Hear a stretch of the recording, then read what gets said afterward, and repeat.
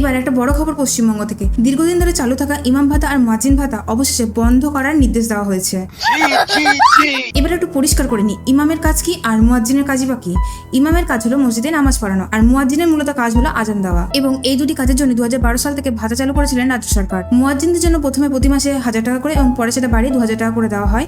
আর ইমামদের জন্য প্রথমেই 2500 টাকা মাসে, আর সেটা পরে বাড়িয়ে 3000 টাকা করা হয়। কিন্তু এখানে শেষ নয়, এই ভাতা নিয়ে প্রথম থেকেই বিতর্ক ছিল। 2012 সালে এটা নিয়ে করে মামলা হয়। ধর্মীয় ভিত্তিতে সরকারি টাকা দিয়ে ভাতা দেওয়া ঠিক নয়, অবিলম্বে এটা বন্ধ করা উচিত। কিন্তু তারপরও বিভিন্নভাবে নানান কৌশল অবলম্বন করে এই ভাতা কিন্তু চালু রাখা হয়েছিল। এরপর আসি পুরোহিত ভাতার কথায়। এটাকেও বন্ধ করার সিদ্ধান্ত নেওয়া হয়েছে। অনেকেই এটা ভাবতে পারেন এটা শুধুমাত্র হিন্দু সনাতন পুরোহিতদের জন্য, কিন্তু তা নয়। উপজাতি পুরোহিত, খ্রিস্টান পাদ্রী, এরকম আরো অনেক ধর্মের পুরোহিতরা রয়েছেন এই পুরোহিত ভাতার আন্ডারে। আর এই স্কিমটা শুরু হয়েছে অনেক পরে, 2020 সালে। এবং সেক্ষেত্রে প্রথমে তাদের দেওয়া হতো মাসে 1000 টাকা করে, আর পরে সেটা বাড়িয়ে করা হয় 1500 টাকা। এখন পুরো বিষয়টা একবার ভালো করে ভাবুন।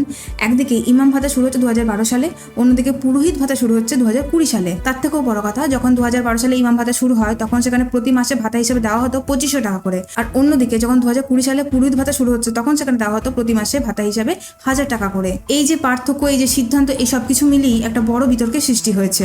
এবার আপনারাই বলুন সিদ্ধান্তটি সঠিক কিনা। ভিডিওটি এই পর্যন্তই। ইনফরমেটিভ হয়ে থাকলে অবশ্যই লাইক, শেয়ার এবং কমেন্ট করবেন। Thank you.